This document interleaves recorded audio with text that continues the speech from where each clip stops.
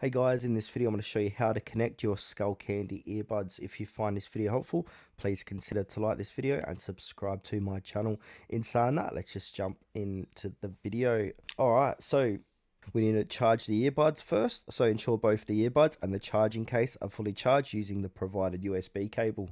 Then from there we want to power on and enter pairing mode. So remove the earbuds from the charging case.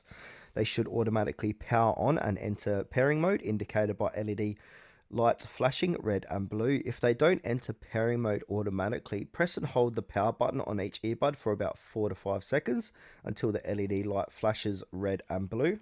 Then from here we need to enable Bluetooth on your device. So on your smartphone, navigate to settings, Bluetooth, ensure Bluetooth is turned on, and then simply connect the earbuds. So in the list of available devices, select your Skullcandy earbuds. It could be called Skullcandy Indie, Skullcandy Sesh, just depending what model you got. If prompted for a password, enter 0000.